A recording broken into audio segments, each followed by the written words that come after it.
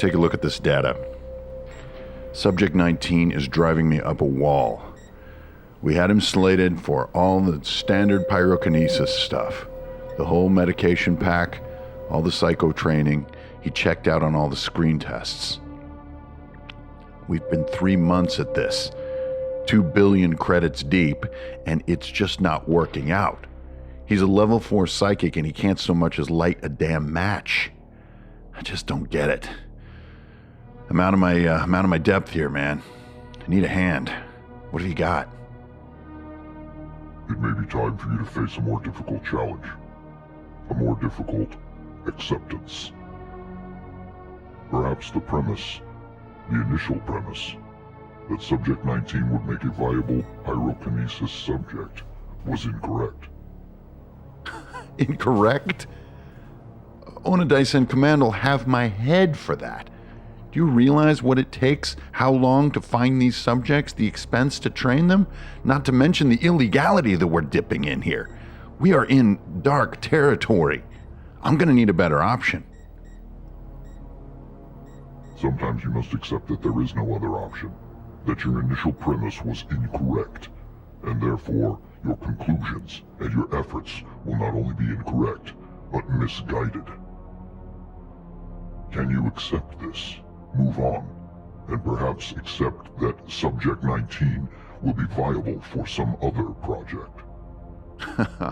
Command doesn't let us just move the subjects around like that. Like, hey, let me just make him a secretary instead. I need something here, man. Come on. Understood. There is a connection in Ishiga City. More computing power than we have here at Onadaisen headquarters. More than here? How's that even frickin' possible? A device. Seldom used. But perhaps we could get a deeper understanding of the cognitive powers of Subject 19, which I'm sure we agree must be harnessed. The computing power I mention is none other than the RPG mainframe.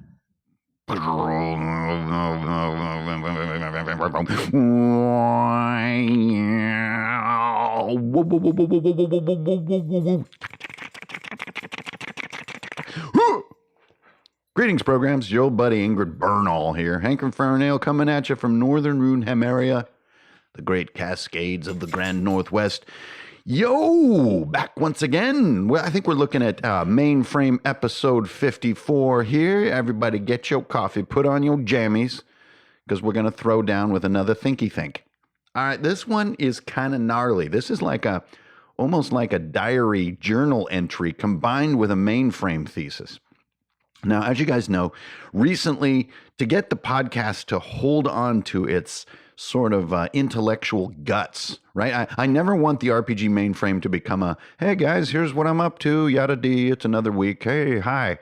I always want it to be about a deep think thesis that has evidence and a clear argumentative structure to it, so that not only will I get the chance to be considered in some of these wacky opinions of mine concerning our grand hobby, but that the thinking remains clear, that the contributions do not become repetitive or pulpy. I don't ever want to be the sort of the morning cereal of RPG podcasts. I really want to try to push theoretical constructs and arguments that make frickin' sense and that have thinking behind them. And this latest journey that I took has been probably one of the weirdest ones yet. And so if we rewind to RPG Mainframe 53, last episode, I mentioned that I wanted to do a podcast about cities. Okay, so we have Altered State coming up. This is the cyberpunk RPG that is based on index card RPG that me and Alex Alvarez are whipping up. Now, all of you guys are going to be getting a free PDF of the sort of the quick start core here in a few weeks. And that's going to set everyone up to play in the games that I'm going to be hosting, Alex will be hosting, and others throughout December, January, and possibly February. And so that's going to be awesome. You're going to see the construct that we're going to be offering for a faster, more intense cyberpunk game than I think that is currently out there. I think because of the technological and sort of sociological complexity, these games are difficult to solve in a highly simple way. So, pursuant to that goal, I'm sitting down and I'm writing my series of adventures, right? Which are titled Birthday Boy. And there's obviously an urban component. And so in Mainframe episode 53, I'm sort of talking my way through and I'm like, yeah, oh boy, we're going to do a great podcast on how to run a really cool, dynamic, large scale city. This is going to be part of any super cool cyberpunk game, right? There's always a mega city, and it's going to have a sort of dynamic living population of colorful characters. It's going to have riots that are evolving. There's going to be like a cult presence. There's going to be mega corporation presence. There are criminal elements. There are military elements, all combining to form this tableau that gives you that feeling of Akira or Ghost in the Shell. For me, quintessential cyberpunk. So I'm sitting down at my journal and I'm looking at these pages that I did right now, and there's a huge title up top that says Running a City. And there's this big line of reasoning. And what I want to do is first take you guys through the line of reasoning that I did about how a construct could be developed, or a method, or a series of sort of best practices that could give you this sort of almost like a simulation of a big city, and how you could make it manageable as a game master, right? Because if your players can feel this, it could be cool. And there's where we're getting into our first premise, that we even need a system to run a city, right? That we need tools at all. The very first premise is the one that I sort of just clumsied my way right into. Okay, so let's get right into it. So this is a line of reasoning of what could make an effective and sort of prep manageable system for a game master to run a large scale city in a cyberpunk setting. Remember, like, this isn't like a village in fantasy. Even a castle village in fantasy is tiny in scale compared to something like a megacity or a sprawl. Okay, so that's our first premise, is that a living city, or a feeling of a true and dynamic city space that is tangible, is cool for players. It adds to the verisimilitude of the story, right? It feels like things are real and unfolding and alive. Okay, so that's the first premise. This would be cool, right? The second premise is that you need choice for players as they're navigating something as big as a city. Now, in fantasy, this is somewhat simple. You provide a map of a little area, right? You've got your cool little mountains, your little forest, and you've got your, kind of like in Simbaroom, you get that little map of Davokar. It's a very manageable space, and players probably feel like they can go where they want. There's enough of a sandbox there that they get that feeling. Now, whether they ever exploit that feeling or the game master encourages that sandbox feeling, well, that's a different question. But the design of the space sort of gives you that cool feeling, right? This is one of the cool feelings we like in all our RPGs, is this feeling of like, well, if we really wanted to, we could kind of go over here. Okay, so that's our second premise. That would be cool. That the sandbox component of a giant city would be cool. The third one is a bit of a premise, but also a bit of a requirement for a good solution, which is that we also need tactical spaces in our city design. You can't just look at everything from the stratosphere and get a really good combat RPG going.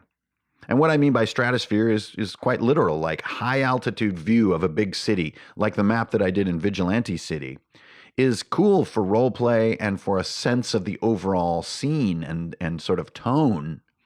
But if you're in an Uzi fight and your slicer in your group is going to leap forward with his katana and attack these cyborgs that are trying to, steal your mega chip from you that contains the intelligence of some kind of super being.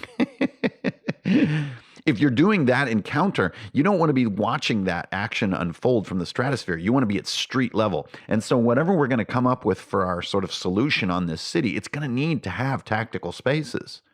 It can't just be a big old city map. It's just not good enough. Now, you could take the battle world angle, where your city map is your tactical map. But honestly, a mega city that was only the size of, say, the Bearcats map would be, I think, highly dissatisfying. Imagine you have motorcycles that can do 200 miles an hour through city streets. You would cross the Bearcats battle map in a matter of seconds. So the scale here is highly challenging. And we're in tabletop land. We're not really allowed to do something like Grand Theft Auto, where we just make the entire city. Grand Theft Auto is a case of the entire city being a tactical level map. You can look at every piece of trash and curb throughout that entire city because it's a fully realized 3D space. We don't really roll like that in tabletop. We don't have the preparation time or a team of 200 people creating all this stuff. And honestly, we don't want to because it leaves no room for our imagination. Okay, so that was part 3. We need tactical, accommodation here. The next one is that we need verticality, especially in a megacity. In a futuristic setting, verticality is huge, right? You get these massive vertical edifices, so much so that you have almost layers of the city that are completely different. You have the upper layer, which definitely is where the elite tend to like to be. And then you have the street level down amongst the sort of the flickering neon, or even where power outages are happening and the street's sort of dirty. It's sort of the trash heap of the upper levels, right? And these buildings are bigger than what we're seeing currently on Earth. They're twice as high or even bigger. And so this verticality is a big part of the fun in cyberpunk. And sometimes you even get, like in Blade Runner, you get a flying car mixed into this tableau to give you a feeling of that space. I think that's a big part of why the flying cars are in that setting, because without them, it would be very hard to perceive the verticality of that world, unless you had somebody base jumping or in some kind of microplane or something. But really, a microplane is just a flying car, right? Okay, then the final one I have is that you need ongoing themes to make a city believable and make it cool and fun for players. And what I mean by ongoing themes is a lot like the fronts in Dungeon World, right? And so you have maybe 3 to 4 fundamental forces that are pushing this city forward as a living thing. Now, in my sort of perception, one of them is definitely like a doomsday cult. The status and the actions of this doomsday cult are escalating over time.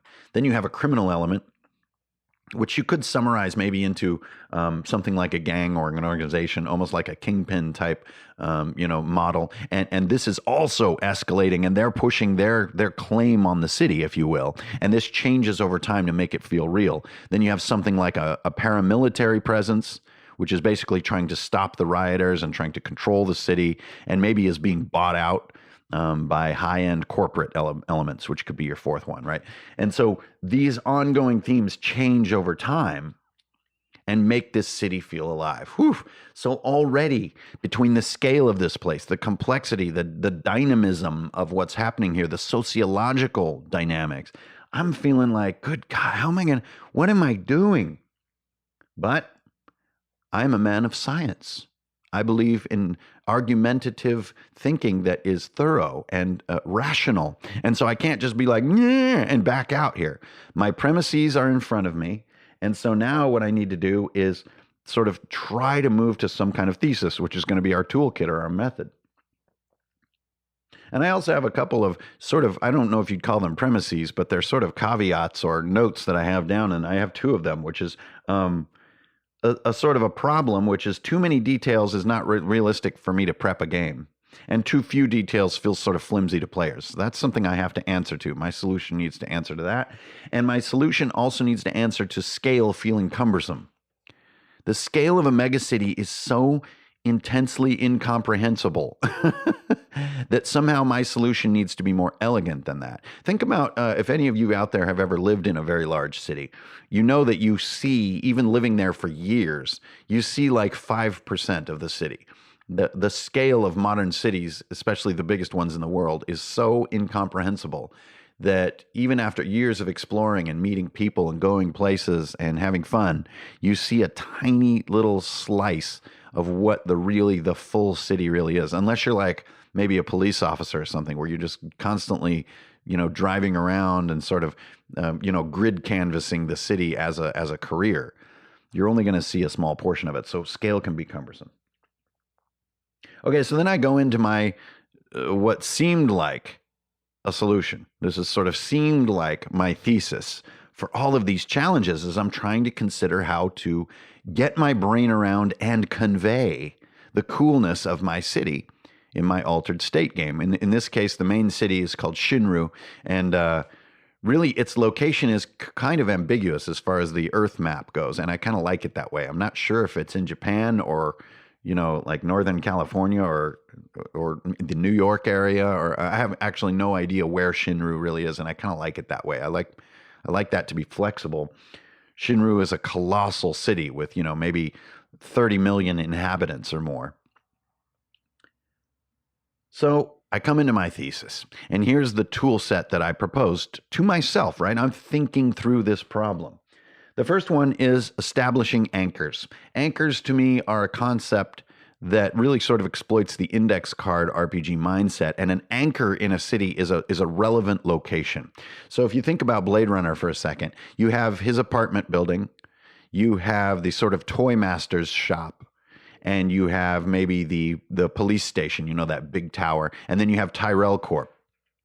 So there's 4 anchors there in the city. Now there's other scenes in the city, like in the market and the strip club and the garbage, where the garbage trucks are parked in the beginning of the film. But really you have these 4 big anchors, and the story can kind of bounce around and kind of ping pong around between these anchors. So you're going to need these anchors. That one is, to me, is a no-brainer. Now, next, you're also going to need tactical spaces. But instead of trying to, draw out all these tactical spaces that represent unique individual places, my solution is to do them by type. So you really only have 1 tactical map per type of building. So maybe you have a heavy military installation, you have a scientific one, you have a residential, and you have a street. And tactically, you don't get into all kinds of micro details about what intersections may be shaped like and stuff. You could throw some elements into each map, like dumpsters or kiosks that introduce different cover layouts, but really you just go by type. So right away, you're going to have 4 or 5 tactical maps that you could either spin or scramble based on different needs as your gameplay unfolds. And finally, almost finally, I'm also saying distance is so bizarre in a scene of this scale. Instead of distance, let's think in time. So I'm not a mile away from the battle as my 2 friends are fighting a street samurai, and I need to get there as quickly as possible. I'm not a mile away. I am D4 rounds away because I'm on my mag bike. And I'm like greenlining this baby out. I'm slamming it through the streets. Wham! And it's going to take me 3 rounds to get to the fight. And each round I'm going to have to make a dex roll not to crash this bike because I'm pushing it like over 200 miles per hour through the city. So that's the first piece, is scale can be so big. Don't worry about measuring distance. Just change it into time, especially if you have things like vehicles scrambling up and making everything crazy. So I'll be there in a minute, guys, rather than I'm moving, 50 feet at a time, inching my way through the city. Then my next one and my final one was as a solution here, which is to get a short list cast. Again, I know I'm a broken record here, but I have to go to Ghost in the Shell and Blade Runner. Think about the cast of characters here. It's sort of under a dozen characters. So you may have 30 million people in the city, but you really only have a few dozen who make your story, who construct the sort of the waypoints of what's happening and why you care and what needs to be done. Now, this doesn't count maybe sort of more disposable enemies or opponents, right? Or even if you have like a monster element, which I think is important for any good RPG, like maybe, mutated rats that are below this city, maybe free-form synthetic life forms who have turned vicious, right? They're not quite people, but they're not people. There's something in between, almost like the creatures in Dead Space, right? So you could have dozens of those. That doesn't really count. What I mean by cast is, again, think about Blade Runner. We have Rachel, we have the Chief, we have Decker, we have Roy, we have Tyrell, we have Priss, right? So we have this sort of core group of maybe even 8 characters that move the events and create the vengeance and create the moral impact of everything. Even though there's millions of people in the city, you have a very small cast. So then I'm looking at my solution. I'm looking at my premises. And I'm like, these ideas are kind of cool. I feel kind of good about these. I'm like, honestly, why do I want to simulate a whole city? So here's the moment where I'm leaning back from my work and I go to my next page in my journal and I'm like, All right, let's keep thinking here. And I start drawing these circles and little lines connecting circles for absolutely no reason. I'm just thinking and distracting my brain. And this is where the idea struck me for the intro to episode 54 here on the mainframe, which is, this brief portrayal of a character who's invested billions of dollars in this idea and has to face that maybe it's just not going to work out. This is what I just went through, you guys. I don't think I want to simulate a city. I don't think I want to do it. Even if my solutions and my tools are really cool, I don't think this is something I'm interested in doing. So I take a look at Birthday Boy, the game that I'm building to run about, 25 of you or so, maybe 21 of you, through a series of games that intertwine coming at the end of the year here. The Birthday Boy. And I have a good sense of what this game is all about and how the story arcs a little bit, of course, with lots of room for players to foobar it all up. But to execute this story that I want, I don't need a simulated city. Maybe using time instead of distance is a handy trick. Maybe controlling the list of my cast, keeping it short, is a handy trick. Maybe reusing tactical spaces might be a handy trick. But you know what? The life and times of the city as a whole organism are not salient to the adventures that I'm creating. It does not freaking matter. And you know why? Because I am building this whole cyberpunk concept, both the work that I'm doing with Alex on the RPG side, the novel that I'm writing, and the adventures that I'm creating. None of them are perceived from the top down. They're all built from the bottom up, from a very specific and small look at this world and going upward. And honestly, this was my opening thesis for how to kick ass at cyberpunk, was not to start in the stratosphere, but to start at the dirt on fingers level. And I think of all cyberpunk that's out there, nothing does this better than Blade Runner. And even the new Blade Runner movie executes this brilliantly when it comes down to the protein farmer in the beginning of the film. This is such an intimate encounter between two human beings in this vast landscape of information. It all comes down to this interface between two human beings out in a sort of a lonely place. To me, that is the beauty and the counterpoint that I want to bring in my cyberpunk work. So why the hell am I sitting here trying to figure out how to simulate an entire city to offer dynamic updates to players about the living status of this colossal entity? So I'm like, damn, did I just sit here and think about this for 3 nights for nothing? Crap. So I thought, well, maybe I could compress all this data into the idea of an update. There's a city update. And then I started thinking about like a news flash. Maybe at the beginning of each session, you get a sort of a feeling of like the television news just giving you micro blurbits, blipverts to use a Max Headroom term, about the status of the city, events unfolding in the city. And this I start liking a lot. Simulating a city is not a business I want to be in. And even simulating a living, growing city that is like sandboxable like players, honestly, it's just not something I want to spend time on. But I suddenly have a tool that I really, really like. And so even though almost all my premises kind of fell apart on me, and I'm not even a big fan of my theses, I'm kind of just like, yeah, these are okay, but honestly, I don't want to do a lot of this stuff. I just had to face it. But then just by coming around, going, maybe there's something vastly simpler. And it gave me this. It gave me the news flash. The news flash is something that you need to slap down that's going to be sort of spoken at the beginning of each session. And now I'm happy. And you know, if you think about this, you often see this in these kinds of films and stories. Is like someone's drinking a whiskey, right, in this kind of weird future bar, and there's a television or there's like a viz box or a holographic projection in the background that's showing like footage of the rioters, down in the, in the sort of the red light district. The rioters have, things have gotten worse, and you just kind of see this small suggestion of things. And this world is so big that even the characters themselves know little more about things than that newsflash. Again, coming back to the real life experience of living in a huge city, really the little blipverts that are on the news are how you become informed about the larger situation. You're not out there experiencing it or getting like this detailed rundown of everything happening in the city. That isn't salient at all or realistic. So suddenly I have this tool, the news flash. The news flash is the player-facing version of the whole truth, session by session. And you only need one per session. And it can be jam-packed with clues about the session, or it can be complete fluff to just make the setting feel real. But you only need 2 or 3 lines per session. So instead of this whole idea of spatially, temporally, sociologically, vertically simulating an entire city, you have boiled the whole thing down to 3 lines of text that come at the beginning of a session. That is it. Now, this I like.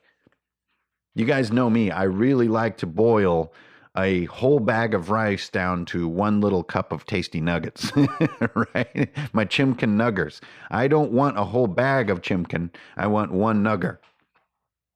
And I think I've got it here. The news flash. I'm a huge fan of this idea. And I also like that it's kind of in this like this bland kind of voice. Like, this morning in the red light district of Shinru City, the rioters, who are part of a doomsday cult called Akira, have escalated their efforts, killing more than 14 police officers and destroying 2 apartment buildings. That's almost it. Right? I like how that feels. It's over quickly, and we get back into the action, which we're going to execute like we would any fantasy game, any normal game, where you're kind of running through some sort of maybe 3 rooms in a session. But you are moving right past all the city stuff, traveling across it. You're just montaging your way through all this stuff and getting right to the tactical parts, even if they include a lot of role play or a lot of social play, right? That's still, of course, going to be part of this. But we're not tracking you driving from block to block. We're not rolling to see if there's, nails in the road, so to speak. And so I've come to a place that I feel happy with the news flash. Okay, yay. But then this is where the real guts, I think, of episode 54 of the RPG Mainframe are revealed. And this is another sort of topic or another revelation that I'm seeing in my work right now, which is making creative discoveries. I knew that getting into cyberpunk was going to be difficult if I wanted it to have the compelling and fun and replayable, luscious depth that fantasy has. And really, if you look at the history of our hobby, cyberpunk has a hard time holding on to audience interest like fantasy does. It just does. It does, pop up in a flare every once in a while of interest, like, ooh, this is going to be cool. But you don't hear a lot about 3-year-long cyberpunk campaigns. But you hear about 3-year-long fantasy campaigns all the time, right? And so I'm still trying to answer that fundamental challenge.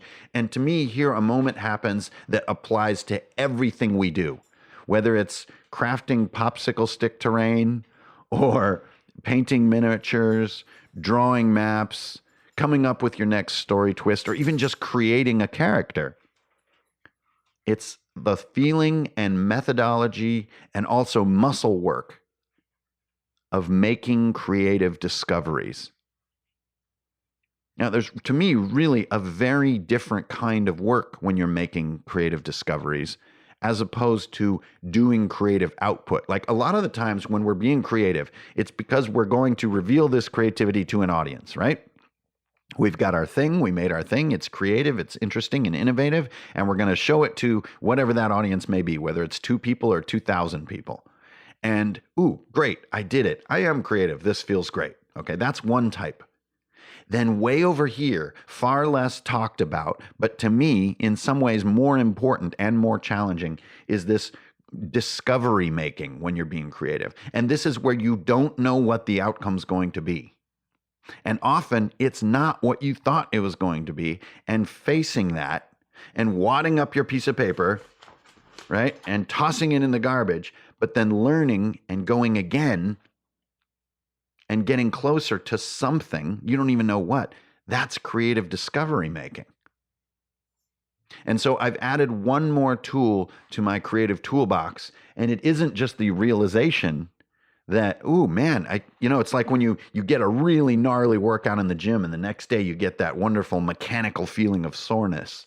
you're going to get the same thing with a creative discovery. You're going to go, man, that was like really unpleasant when it was happening, but now I'm kind of in this afterglow and I'm feeling like I grew a little bit. Yeah.